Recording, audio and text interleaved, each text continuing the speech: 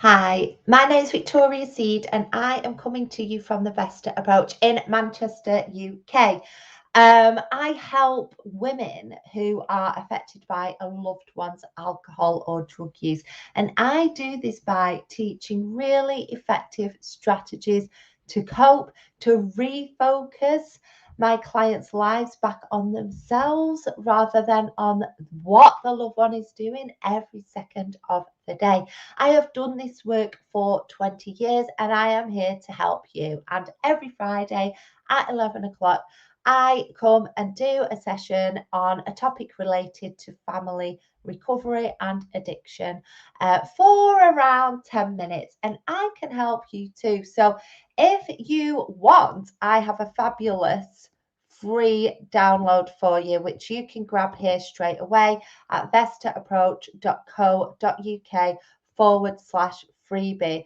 Now, go and get that because you're going to get my top tips in there, a really handy checklist and some details of fabulous organizations across the UK as well. So please go and have a look at that. All right, so I'm just going to take that off for a moment.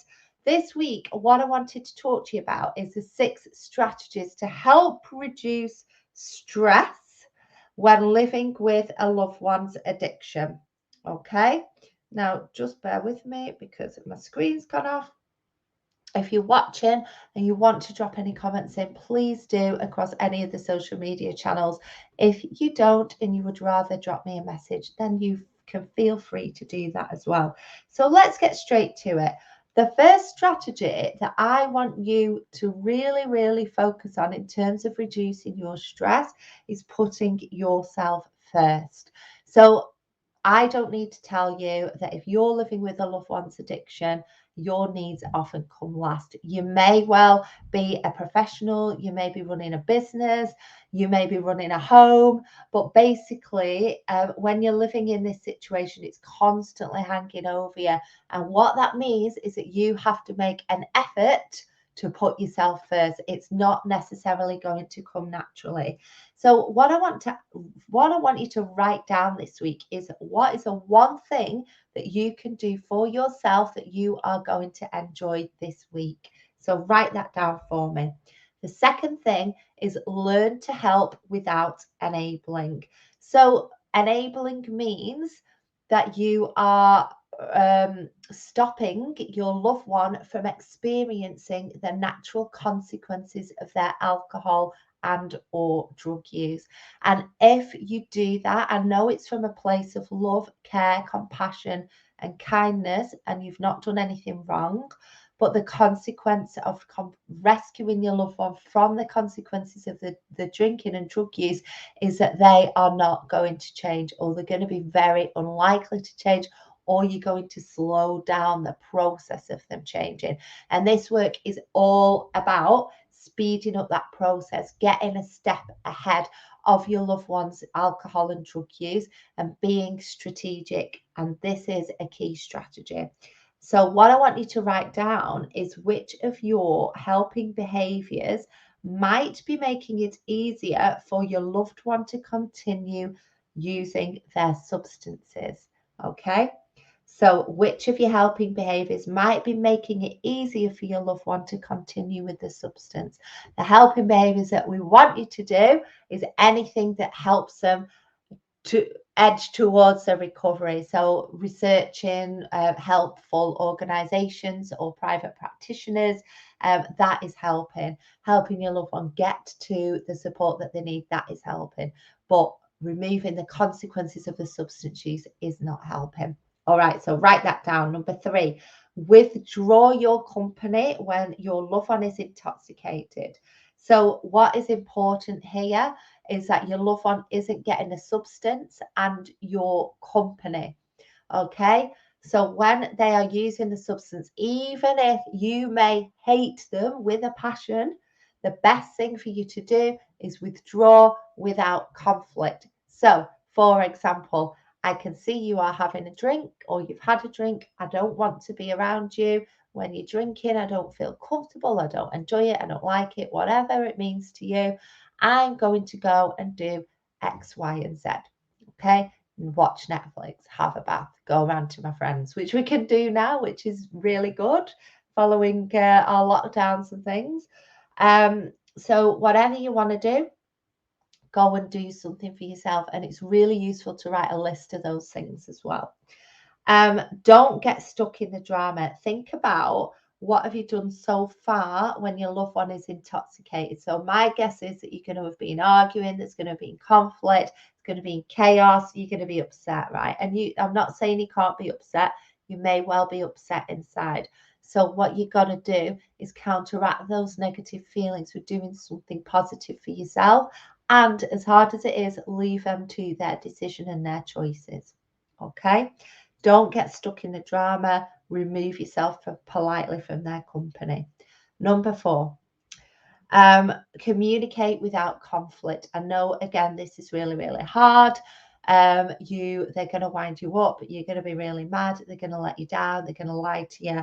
And it's going to be infuriating. I appreciate that. And that's why you need your own help to go through this journey. Okay? Don't focus just on your loved one getting into rehab or getting help. You need it too. As hard as it is, you don't want to create any conflict if you can help it, because it can be an excuse to drink or use the drugs. You're always having a go at me, you're always nagging at me, no wonder I use drugs, blah blah blah blah blah. Think about your last episode of conflict then, and write down what you could have done or said instead to make it better. And having these reflection times on your role and your position in what's going on is really good, because ultimately you can't change your loved one, you can only change yourself. So focus on those changes that you can make yourself. And as ever, I always say this is not your fault. Your loved one's alcohol or drug use is not your fault, but you can control things by changing your approaches. Okay. Number 5, set healthy boundaries around you, not them, and stick to them. So I've just had a call with a client this morning, and we've had this conversation because she's absolutely fantastic at setting boundaries left, right, and centre, which before wasn't happening. But there's almost too many boundaries, and they're around her loved one and not around her. So, for example, you can't drink and use in your room, you can't do this, you can't do that, but he's doing it anyway. Don't bring drugs into the house, he's doing it anyway.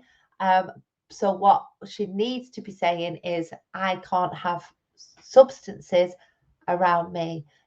I can do anything anything you need to help you, but we can't carry on with having this in our home. So can you see the difference there? Obviously, you're going to have to put a time scale on that. Think about the consequences of your boundaries. You don't need to tell them that at the time, but make sure you're making a list of what you can accept in your life and what you can't accept, because you are well within your rights to ask for that. And if your loved one doesn't give you that, then you've got to think about what the next step is as well. And it can be scary, this, but you can only set a boundary with consequences that you can handle and manage. Okay, because you've got to follow them through. That's the thing with boundaries. So write everything down. What do you want to accept? What do you not want to accept? Pick one, no more than 3. Okay, one at a time. Stick to it, work on it, refine it, go through with the consequences if it's broken, and then move on to the next one. Okay, because you don't want to be giving loads, because it will be ineffective. And finally, number 6, remind them of the good things in life. Remind them what they used to like other than the substance. What hobbies did they have? What interests? What friendships? Where did they go? What did they do? What did they see? What work did they do? What was their passion? What was their vision? What was their mission in life? All of those things, you can remind them of that. And you can also plan things to compete with the times that your loved one uses a substance. There's no guarantee that they're going to go with that. They might drink, they might let you down. And then you make a choice about whether you want to continue with that option, whether it's a movie, your favorite dinner, whatever. or whether you say, look, I'm going to leave you to it because you're intoxicated. I can see you've had a drink, whatever. I'm going to go and do X, Y, and Z instead, and let's have a chat tomorrow. So, see what I mean? But the other important thing of reminding them about the good things in life is that you are modeling it too. If you are stuck in the drama with them, in the chaos, and you're getting entrenched in it and you're being brought down in your own life and they can see you're not doing anything, what is that showing them? So you've got to live your life as well. So think about how you can make being sober more attractive than being intoxicated. Write a list, pick one that you can work on with your loved one, and go back to point one, put yourself first, and do something for you. So you're showing your loved one there is more to life than the substance. I hope that helps. So let's just have a recap. Number one, put yourself first. Number two, learn to help without enabling. Number three, withdraw your company when your loved one is intoxicated. Number four, communicate without conflict. Number five, set healthy boundaries around that you, not them, and stick to them and follow them through. And number six, remind them of the good things in life by offering rewards, competing with the substance, and also modeling a good life yourself as well. So once again, I'm just going to show you how you can grab that freebie there, which is vestetapproach.co.uk/freebie. And we'll drop it in the comments for you as well. Now, if you have any questions, thoughts, comments, feelings, or reflections, drop them in the comments. Share this video with anyone that you think may need it. It's Stress Awareness Month, so please, please, please look after yourselves and come to me if you need any help. I'll see you soon. Bye.